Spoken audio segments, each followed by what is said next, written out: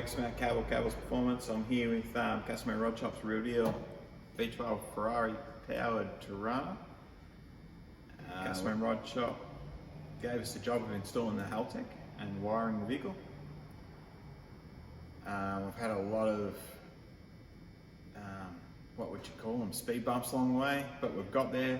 Car is up and running. Okay, so as everyone knows, it's a Ferrari V12, it's 5.7 litres. I just locked this bonnet in so it doesn't come down and want to kill me.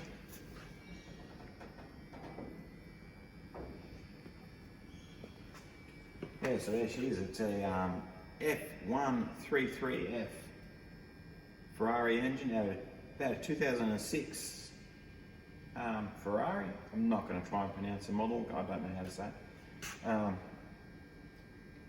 Yeah, so we have wired this engine completely.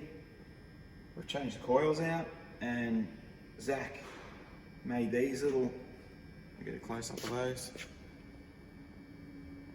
And if you come in and have a look here, come around here, you can see that. Right, so we'll get into here. These little rings are made up to mount R35 coils, so it's got Skyline R35 ignition coils. Just because the Ferrari ones, we had no information on them, couldn't get any information, and they had long leads on them, which made it look ugly. So that's a whole lot nicer install. What else have we done? Well, the wiring is, the amount of wiring that's gone into it is massive. Head down the back here.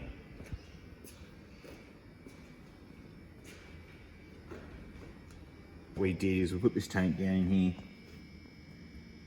and it's got a flex fuel sensor as well, so if they want to go E85, that's ready to go. But they've got those pumps down here, which just gravity out of this tank into that tank and then pumps for pressure, and that seems to work really well. If it gets low, it might cause an issue, but at the moment, like what we've been doing, it's proven to work fine. See the wire by the wires, we're not 100% finished in there, and we were chasing a fault, so things got tore back apart again. But you can see the two buttons on the steering wheel. One is trans brake, one's bump button. All the automated dash works. We've wired that all up with separate sensors. We had to have adapters made. We couldn't get any adapters to suit the threads in the engine, so we had adapters made by JMR Engineering. It is self-start, which I'll show you that once we get the computer back in.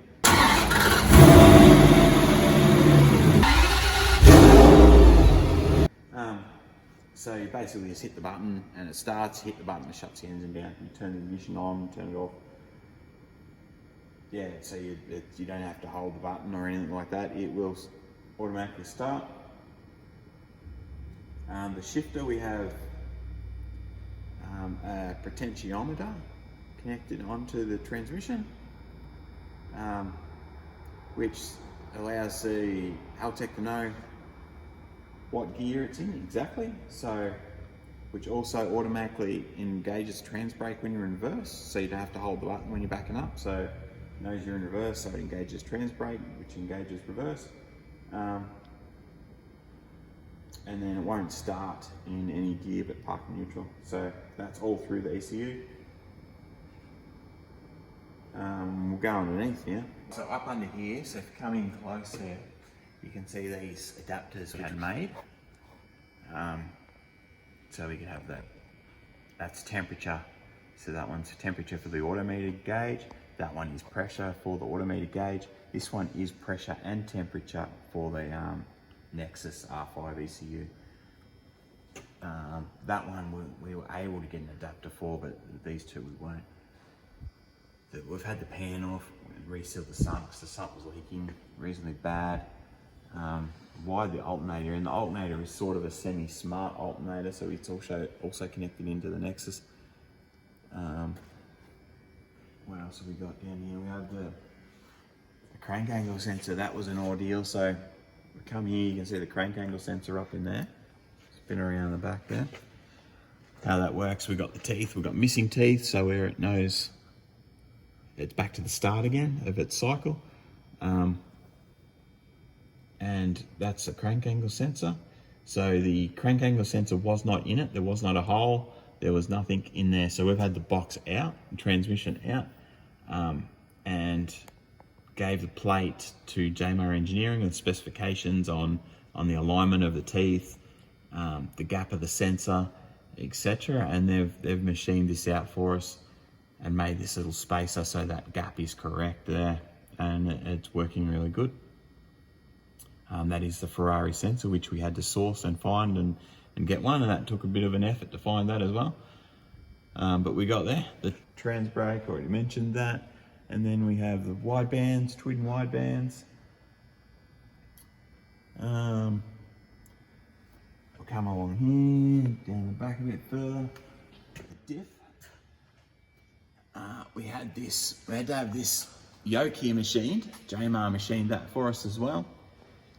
And had the Haltech magnetic ring added, and then a Hall effect sensor up on this side. You can come around here. And so the sensor there, so that gives us speed. So the ECU knows how fast it's traveling, helps with stalling and all that. So then that wire runs up and up into the boot, and then runs down, back down and under the car, along up in here. So we've tucked all that wiring up, right up nice and high through here. So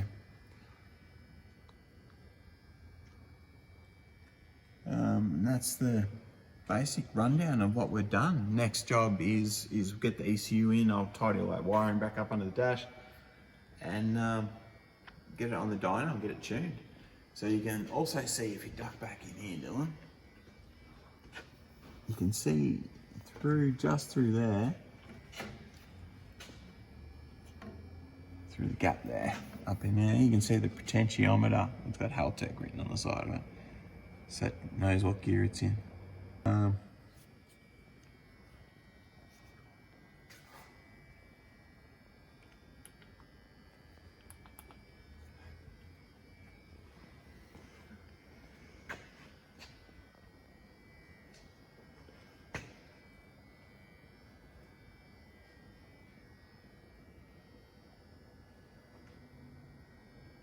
So down in there you can see these bulkhead fittings. So that's where the wiring comes through. There is a lot of wires. So the center one has 47 wires coming through it. These ones both had 27 wires coming through it each. And I think out of all that, we might have 5 spares. We've got the map sensor tucked down here as well. Yeah, so everything comes in there nice and neat. So if the engine needs to get pulled out or whatever, they want to do work on it, they can just unclip it and it comes out in a lump. So the loom's two separate halves. So this has been a massive job. The hardest part has been lack of information on the engine, the triggers, the crank trigger, the cam trigger, no wiring diagrams. Just work it out, you know. So it has been a bit interesting, that part of it. And then you got all the other sensors were replaced with Haltech sensors, just because we could get the data. We can't get any information for the for the Ferrari one. So yeah, we used all the Haltech. That's why we went with Haltech sensors. Still got the Ferrari injectors in it, and then the throttle bodies, which are just Bosch. So pretty straightforward. Yeah, it's been interesting. A lot of work putting it together, pulling it apart numerous times. And then yeah, the little speed bumps that we've hit with the adapter plate, didn't have the crank sensor, a spot to put the crank sensor in, couldn't find a crank sensor, and other little gaskets and bits and pieces we needed. The manifold's been on and off numerous times. yeah, but we're almost there. Thanks for watching. Like and subscribe.